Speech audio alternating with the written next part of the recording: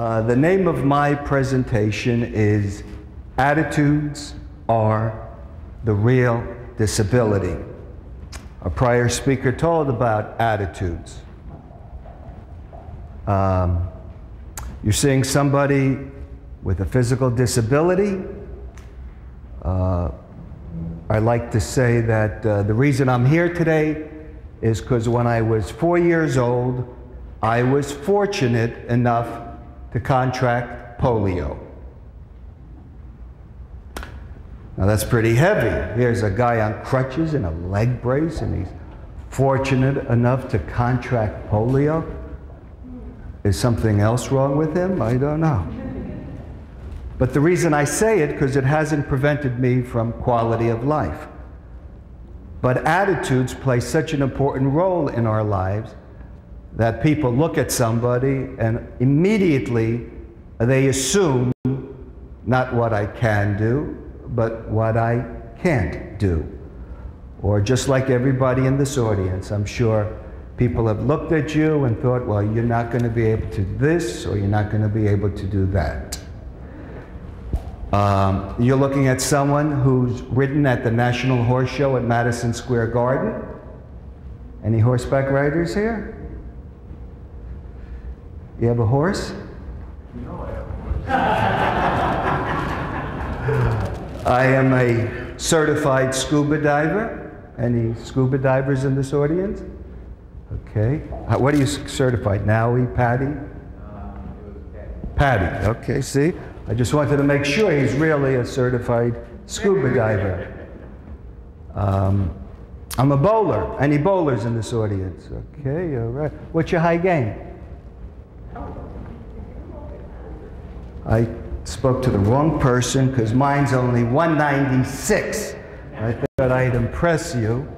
But I also bowled 3 145s in a bowling league, and they give you a patch for that. Also, I'm a skier. I learned how to ski in Winter Park, Colorado. The way I ski is I've got natural... Yes, you wanted to... No. If you're in the front row, you got it. Okay. That's right. All right. Okay, got that in. How do you do that? Do what? Well, I'm going to continue to talk. All right. I've got skis naturally on the bottom of my legs that are hooked together so I don't do the splits. And I've got skis on the bottom of the crutches called outriggers, and this is how I go down the mountain skiing, just like everybody else. I don't know, it always goes better when I go down the mountain this way. I don't know what it is. I've also taken flying lessons in a single-engine plane. And for those who are afraid to fly because the engine might go, well, I've taken gliding lessons as well, and there's no engine in a glider, so you don't have to worry about the engine going. Now again, the reason I've done these things is because I wanted to do it. I tried, and I succeeded. But many times in society, they assume you can't do it. They don't even want you to try. And what happens is people don't try. They listen to what society has to say to them. You're black. How are you going to be president? You're a woman. I said at a college, to me, God's a woman. So this gentleman, he just cringed. I said, well, what's the matter? He said, how could you say God's a woman?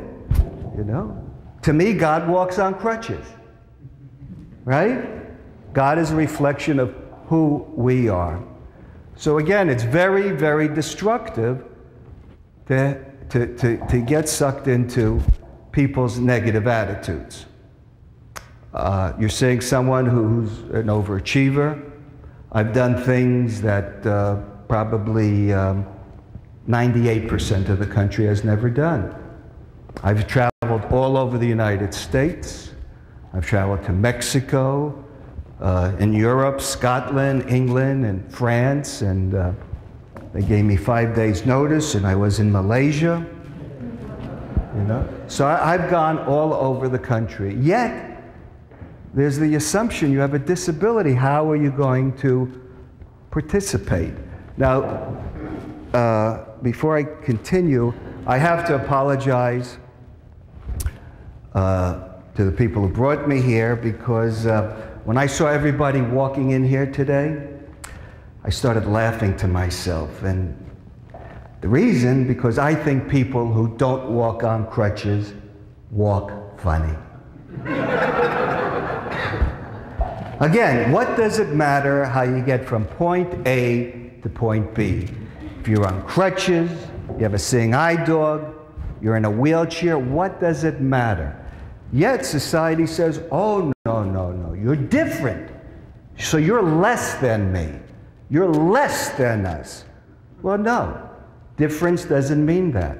So you can't get sucked into, because you're different, you're less than. Actually, you know, if God said, you know, you don't need crutches anymore, what am I going to do as a living, though? You know, this is what I'm known for. I'm a professional actor. I've entered a profession that is the most difficult profession to enter. Now, why would I think I could be an actor? When I was growing up in the 50s and the 60s, there was no one on television who had a disability. The only time you saw people with a disability were telethons. And if we're going to be honest, telethons evoke pity, sorrow, and make you feel guilty. So how is this guy from Newark, New Jersey, had polio as 4 years old, walks with crutches and a leg brace, and he has the audacity to think he is going to become an actor? How does he have that audacity? Because he believed in himself. Also, his role models, people say, who are your role models? Well, the role models were the kids in the neighborhood, because I played with the kids in the neighborhood. Many times, other children don't play with other children with disabilities for various reasons. A fear factor, they think they're going to catch a disability.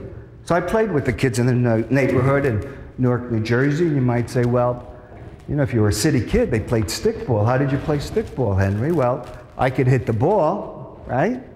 And I had the fastest kid run from me. Football, I played football. I was the best. Whatever team I was on, we won. Because the quarterback could never throw the ball over my crutch. And every time we scored a touchdown, they'd say, Henry, be the goalpost. Okay. Now, when they chose sides in Newark, New Jersey, I was not picked first. I was not picked second. I was not picked third. I was picked last. How many people in this room were picked last? Raise your hand. Non-athletic group here. Okay. Almost half the people raised their hand. But you were picked, so you participated. So early in life, I made a choice that I would participate in life. I wasn't going to let other people's attitudes dictate how I was going to lead my life. And I guess the turning point was I was 8 years old, I think. It was snowing, all my friends were sleigh riding, and I watched from upstairs, and I felt sorry for myself because I wasn't sleigh riding with them. So after crying for 5 minutes, I got dressed, put on my coat, and we lived on top of a candy store. There were 19 steps, and the fastest way for me to go down the steps was to drop my crutches and on my keister, like a 3-year-old, go down the steps, and I told my brother, I am going sleigh riding. So at an early age, I said, I am going to participate in society, because at that time, society says, you have a disability. How dare you think that you're going to participate? Not only did I participate at 100%. I did go to school in the 50s and the 60s. There was no such thing as mainstreaming. So I went to school for children with disabilities. Everybody in the school had some sort of disability. But again, what was important in my life, when I was bused back into the neighborhood, the kids played with me. They played with me. A matter of fact, when I moved to suburbia, kids never associated with anybody with a disability, and they were playing ball on the street, and I said, I assumed I'm going to play with them, and they didn't want to play with me.